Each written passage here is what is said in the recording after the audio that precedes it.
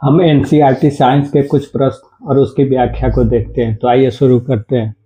हमारा पहला प्रश्न है, तालाब में फेंके गए कील पर कौन सा बल कार्य करता है? तालाब में फेंके गए कील या लोहे पर कौन सा बल कार्य करता है? पहला ऑप्शन है गुरुत्वाकर्षण बल, दूसरा है उत्प्लावन बल, तीसरा है दोनों यानी ए और बी दोनों, और चौथा इनमें से कोई नहीं। तो हमारा सही आंसर होगा दोनों, ए और बी दोनों। तालाब में फेंके गए कील पर गुरुत्वाकर्षण बल और उत्प्लावन बल दोनों कार्य करता है। जब हम तालाब में किसी कील या लोहा को फेंकते हैं तो उस तालाब में जो पानी है उसके द्वारा भी उस कील या लोहे पर एक बल लगाया जाता है, जिसको हम कहते हैं उत्प्लावन बल। उत्प्लावन बल यानी कि जो पानी है उसके द्वारा उस कील या लोहे पर एक बल लगाया जाता है, जिसको हम कहते हैं उत्प्लावन बल। और जब हम लोहे को तालाब में फेंकते हैं तो एक पृथ्वी के द्वारा भी उस पर एक बल लगाया जाता है, जिस बल से पृथ्वी उस लोहे को अपनी तरफ खींचती है, उस बल को हम कहते हैं गुरुत्वाकर्षण बल।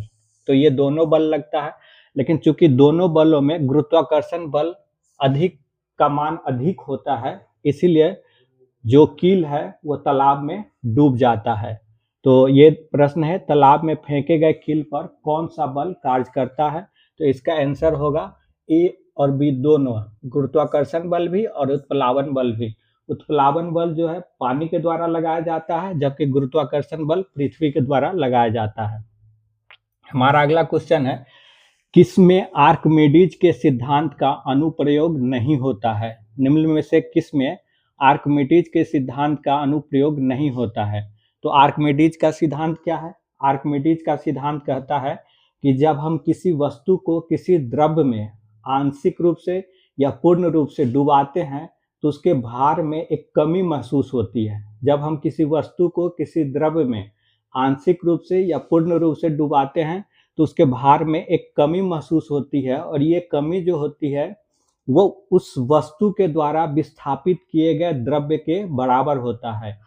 यानी अगर हम किसी पत्थर को तालाब में फेंक रहे हैं या किसी बाल्टी को से पानी भरी बाल्टी को तालाब में डाल रहे हैं, तो हमें एक, या फिर हम कुएं से पानी निकाल रहे हैं तो एक भार में कमी महसूस होती है, और वो जो भार में कमी महसूस होती है उसका मान कितना होता है? उतना ही होता है जितना कि वो वस्तु पानी उस द्रव्य को विस्थापित करती है। तो यही आर्किमिडीज का सिद्धांत था। अब इसमें कहा गया है कि आर्किमिडीज के सिद्धांत का अनुप्रयोग नहीं होता है, यानी इसमें किसमें नहीं होता है? जलयानों के डिजाइन में, दुग्धमापी में, हाइड्रोमीटर में, उपरोक्त से सभी। तो इसका सही आंसर होगा उपरोक्त निम्न से सही, इनमें से सभी, क्योंकि इनमें से तीनों में आर्किमिडीज के सिद्धांत का अनुप्रयोग होता है। जलयानों के डिजाइन में, दुग्धमापी में, हाइड्रोमीटर में, इन तीनों में ही आर्किमिडीज के सिद्धांत का अनुप्रयोग होता है। लेकिन क्वेश्चन क्या है कि कहाँ अनुप्रयोग नहीं होता है? तो चूंकि इस तीनों में होता है इसलिए आंसर हो जाएगा सभी।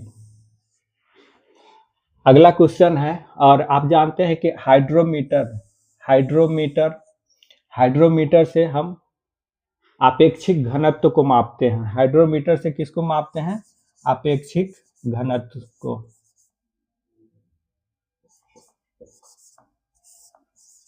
आपेक्षिक घनत्व को हम हाइड्रोमीटर से मापते हैं। और अगला क्वेश्चन है, किसी पिंड के मुक्त रूप से गिरते समय इसके पथ में किसी बिंदु पर स्थिति ऊर्जा तथा गति ऊर्जा का योग होता है। यानी जब कोई पिंड किसी ऊंचे स्थान से नीचे धरती पर गिर रहा हो, तब उस गिरने के रास्ते के किसी बिंदु पर उस पिंड के स्थिति ऊर्जा और गति ऊर्जा का कुल योग क्या होता है? बराबर होता है, चौथाई होता है, आधा होता है, और इनमें से कोई नहीं। तो हमारा आंसर होगा समान होता है, बराबर होता है। यानी जब किसी ऊंचे स्थान से कोई पिंड नीचे धरती पर गिर रहा हो तब उसका स्थिति ऊर्जा और गति ऊर्जा का योग बराबर होता है। यानी पिंड जब जैसे ही गिरना शुरू करता है तो उसकी स्थिति ऊर्जा में कमी होने लगती है और गति ऊर्जा उसी अनुपात में बढ़ता चला जाता है, यानी जिस अनुपात में गति ऊर्जा स्थिति ऊर्जा में कमी होती है उसी अनुपात में गति ऊर्जा बढ़ता चला जाता है। इसीलिए जब हम उसकी स्थिति ऊर्जा और गति ऊर्जा को जोड़ते हैं तो उसका कुल योग बराबर होता है। अगला है प्रकाश विद्युत प्रभाव की खोज किसने की थी? प्रकाश विद्युत प्रभाव की खोज किसने की थी? और हमारे सामने जो विकल्प है वो है Rudolf Hertz, Albert Einstein, Ostwald, एक से अधिक। तो प्रकाश विद्युत प्रभाव की खोज की थी रुडोल्फ हर्ट्ज ने। प्रकाश विद्युत प्रभाव की खोज किसने की थी? रुडोल्फ हर्ट्ज ने। और अल्बर्ट आइंस्टाइन ने प्रकाश विद्युत प्रभाव की व्याख्या की थी। अल्बर्ट आइंस्टाइन ने प्रकाश विद्युत प्रभाव की व्याख्या की थी और इसीलिए इस व्याख्या के लिए ही अल्बर्ट आइंस्टाइन को नोबेल का पुरस्कार मिला था। तो प्रकाश विद्युत प्रभाव की खोज किसने की थी? Rudolf Hertz. और प्रकाश विद्युत प्रभाव की व्याख्या किसने की थी? Albert Einstein. हमारा अगला क्वेश्चन है कि निम्न में से कौन अवश्रव्य ध्वनि उत्पन्न करता है? निम्न में से कौन अवश्रव्य ध्वनि उत्पन्न करता है? तो हम जानते हैं कि ध्वनि आवृत्ति के आधार पर ध्वनि 3 प्रकार का होता है। ध्वनि 3 प्रकार का होता है। आवृत्ति के आधार पे अवश्रव्य,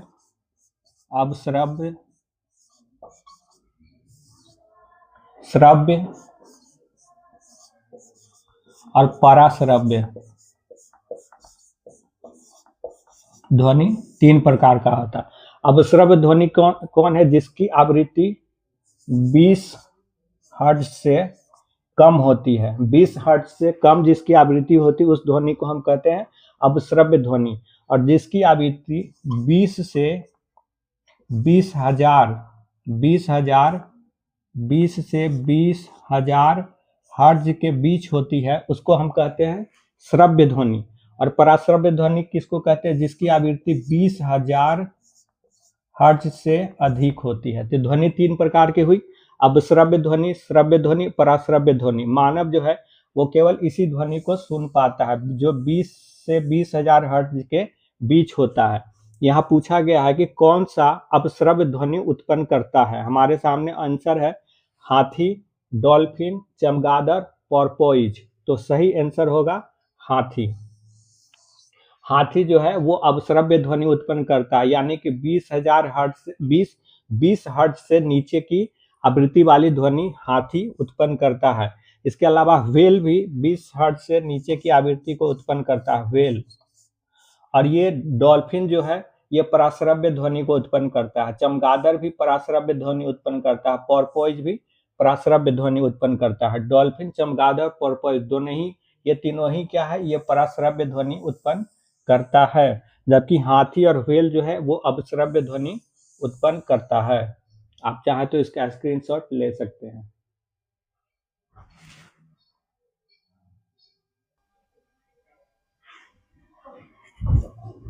अब हम क्वेश्चन नंबर 6 को देखते हैं। क्वेश्चन नंबर 6 है, निम्न में किसमें अपना डीएनए तथा राइबोसोम होता है? निम्न में किसमें अपना डीएनए तथा राइबोसोम होता है? ए में है माइटोकॉन्ड्रिया, बी में है लाइसोसोम, सी में है गोल्जी उपकरण और डी में है रसधानियां। तो निम्न में से यानी कोशिका के किस अंग में अपना डीएनए तथा राइबोसोम होता है? कोशिका के किस अंग में अपना डीएनए तथा राइबोसोम होता है? हमारे सामने जो ऑप्शन है वो है माइटोकॉन्ड्रिया, लाइसोसोम, गोल्जी उपकरण और रसधानियां। तो हमारा आंसर होगा माइटोकॉन्ड्रिया। यहाँ जो भी विकल्प दिए गए हैं उसमें माइटोकॉन्ड्रिया ऐसा है विकल्प है जिसमें डीएनए तथा राइबोसोम दोनों होता है। और माइटोकॉन्ड्रिया को ही कोशिका का पावर हाउस कहा जाता है। शरीर को माइटोकॉन्ड्रिया से ही एटीपी के रूप में ऊर्जा प्राप्त होता है। किस रूप में ऊर्जा प्राप्त होता है? एटीपी के रूप में। माइटोकॉन्ड्रिया से शरीर को एटीपी के रूप में ऊर्जा प्राप्त होता है। एटीपी का फुल फॉर्म होता है एडिनोसिन ट्राइफॉस्फेट।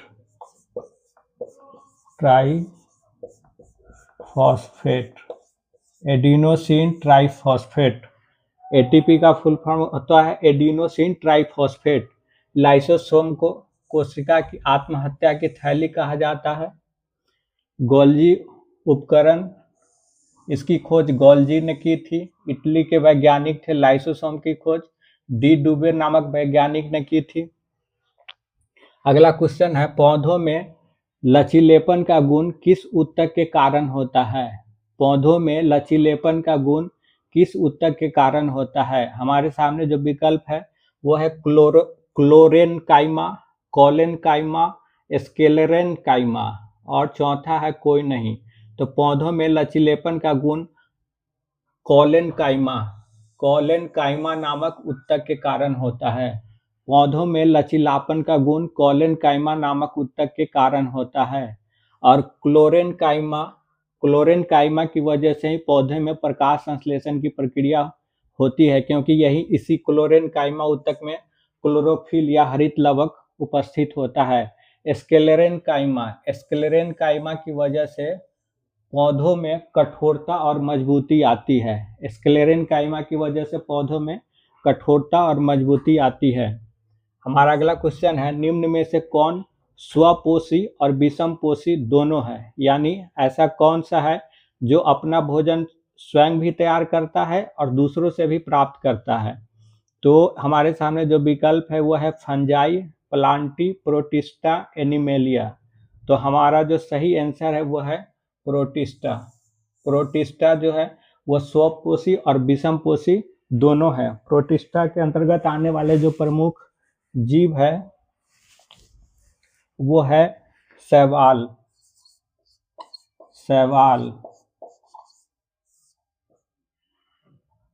प्रोटोजोआ,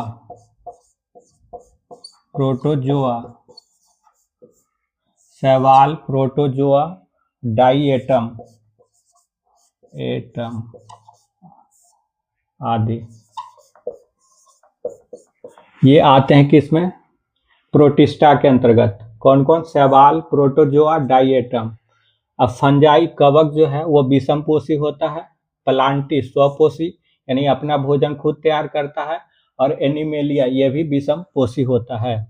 अगला है, सिस्टेमा नेचुरी नामक पुस्तक किसने लिखा? सिस्टेमा नेचुरी नामक पुस्तक किसने लिखा? हमारे सामने विकल्प है अरस्तु, Carolus Linnaeus, Camillo Golgi, D डुबे। तो जो सही विकल्प है वो है केरोलस लिनियस। सिस्टेमा नेचुरी नामक पुस्तक केरोलस लिनियस ने लिखा था और केरोलस लिनियस को ही वर्गीकरण का पिता कहा जाता है। वर्गीकरण का पिता कहा जाता है। Father of taxonomy. Carolus Linnaeus ने ही वो वैज्ञानिक पद्धति विकसित की जिसके आधार पर पौधों का वैज्ञानिक नामकरण होता है। उस वैज्ञानिक पद्धति का विकास किसने किया था? कैरोलस लिनियस ने ही किया था। और कैरोलस लिनियस को ही वर्गीकरण का पिता भी कहा जाता है। फादर ऑफ मॉडर्न टैक्सोनॉमी, आधुनिक वर्गीकरण का पिता। पौधे निम्न में से किसे अमीनो अम्ल में बदल देते हैं? पौधे निम्न में से किसे अमीनो अम्ल में बदल देते हैं? पहला है नाइट्रोजन, दूसरा है कार्बोहाइड्रेट, तीसरा है CO2 और डी है इनमें से कोई नहीं। तो इसमें सही आंसर है नाइट्रोजन। पौधे नाइट्रोजन को नाइट्रेट या नाइट्राइट्स के रूप में ग्रहण करते हैं और फिर उसे अमीनो अम्ल में बदल देते हैं। हम NCERT ज्योग्राफी के कुछ प्रश्नों का विश्लेषण करते हैं, आइए देखते हैं। पहला प्रश्न है, भारत में उत्तरी पूर्वी मानसून का प्रारंभ होता है? यानी भारत में उत्तरी पूर्वी मानसून कब प्रारंभ होता है? विकल्प है जून जुलाई, दिसंबर जनवरी, मई, और यहाँ एक छूट गया है वह है सितंबर। तो है भारत में उत्तरी पूर्वी मानसून का प्रारंभ होता है। हमारा जो सही आंसर है वो है सितंबर। उत्तरी पूर्वी मानसून सितंबर में प्रारंभ होता है। उत्तरी पूर्वी मानसून को ही लौटती हुई मानसून कहा जाता है। उत्तरी पूर्वी मानसून को ही लौटती हुई मानसून कहा जाता है और इसी लौटते हुए मानसून से तमिलनाडु के तटीय क्षेत्रों में वर्षा होती है। तमिलनाडु के तटीय क्षेत्रों में वर्षा होती है। तो जून जुलाई के महीने में भारत में दक्षिणी पश्चिमी मानसून आता है। दक्षिणी पश्चिमी मानसून जून के महीने में आता है और इसी दक्षिणी पश्चिमी मानसून से भारत में मानसूनी वर्षा होती है। अगला है, बारदोली छीरा नामक तूफान किस राज्य में आता है? विकल्प है असम, बिहार, कर्नाटक, केरल। तो इसका सही आंसर है असम। बारदोली छीरा नामक तूफान असम राज्य में आता है। दरअसल भारत में ग्रीष्म ऋतु में मई जून के महीने में जो लू, आंधी, धूल भरी हवा, गर्म हवा चलती है, उसी को अलग अलग राज्यों में अलग अलग नामों से जाना जाता है। और उसी जो गर्म हवा जो चलती है उसको असम में बारदोली छीरा कहा जाता है। बिहार में उसी को लू कहा जाता है। कर्नाटक में इसको आम्र वर्षा कहा जाता है। कर्नाटक में इसको आम्र वर्षा कहा जाता है, जो कहवा की खेती के लिए काफी लाभप्रद होता है। और केरल में इसको फूलों की बौछार कहा जाता है। केरल में इसी को फूलों की बौछार कहा जाता है। फूलों की बौछार। तो मई जून में जो गर्म हवा चलती है भारत के अलग अलग हिस्सों में, उसको इस तरह अलग अलग नामों से जाना जाता है। अगला है, एबनी किस वन में पाई जाती है? एबनी किस वन में पाई जाती है? तो एबनी हमारे सामने विकल्प है सदाबहार वन, पर्णपाती वन, टुंडा वन, इनमें से कोई नहीं। तो सही आंसर होगा सदाबहार वन। सदाबहार वन में एबनी नामक जो वनस्पति है वो पाई जाती है। और सदाबहार वन कहाँ पाया जाता है? उन इलाकों में जहाँ वार्षिक वर्षा 200 सेंटीमीटर से अधिक होती है। जहाँ वर्षा 200 सेंटीमीटर से अधिक होती है, वहीं सदाबहार वन पाया जाता है। अगला है, वायुमंडल में आर्गन गैस की मात्रा होती है, यानी वायुमंडल में आर्गन गैस की मात्रा कितनी होती है? हमारे सामने जो विकल्प है वो है 20.95%, 0.03%, 0.002%, 0.93%। तो आर्गन गैस की मात्रा वायुमंडल में होती है 0.93%। और ये 20.95% कौन सा होता है? ऑक्सीजन।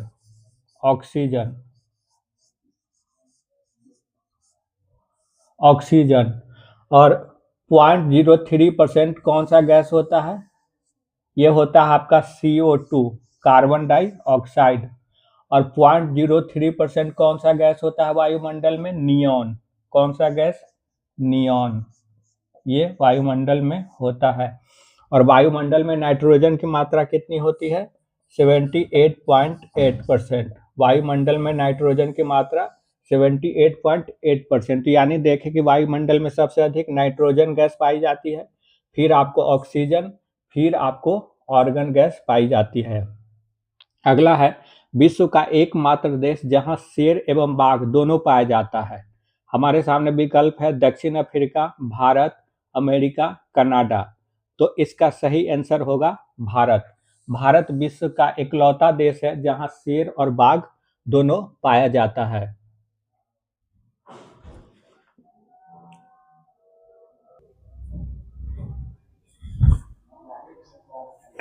क्वेश्चन नंबर 6 है, विली विली चक्रवात कहाँ आता है? यानी विली विली चक्रवात कहाँ उत्पन्न होता है?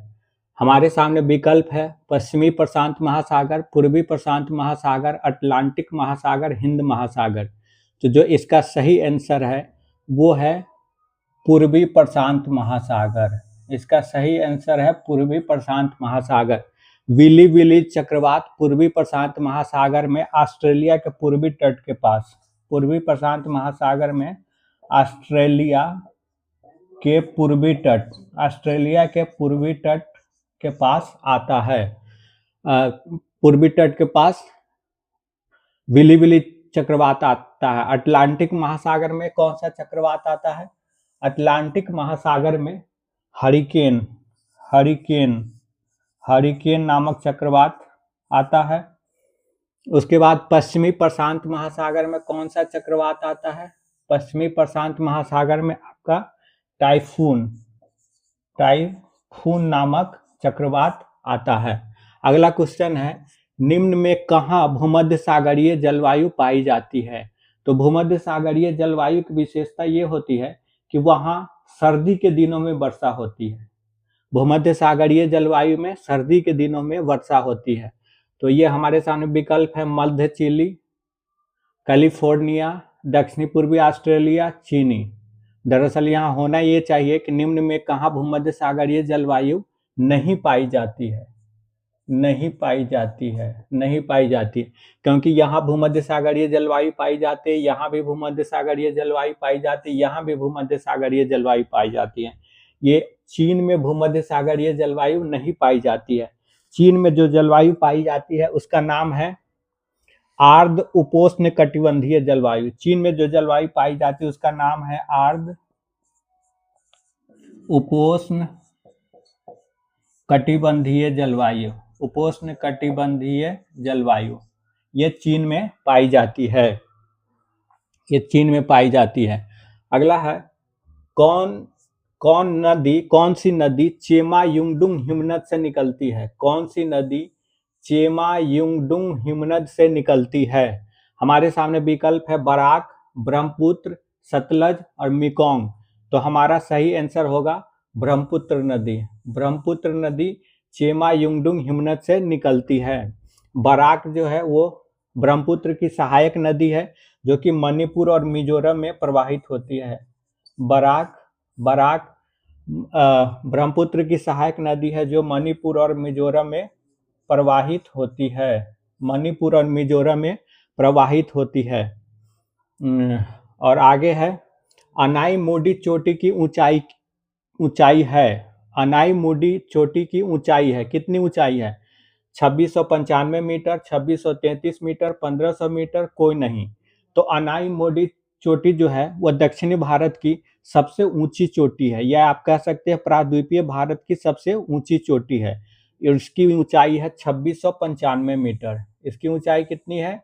2695 मीटर। और प्रायद्वीपीय भारत की जो दूसरी सबसे बड़ी चोटी है उसका नाम है डोडा बेटा। दूसरी बड़ी चोटी उसका नाम है डोडा बेटा। और डोडा बेटा की ऊंचाई कितनी है? डोडा बेटा की ऊंचाई है 2633 मीटर, 2633 मीटर। और पूर्वी घाट की सबसे ऊंची चोटी जो है वो है महेंद्रगिरी। पूर्वी घाट की सबसे ऊंची चोटी कौन है? महेंद्रगिरी।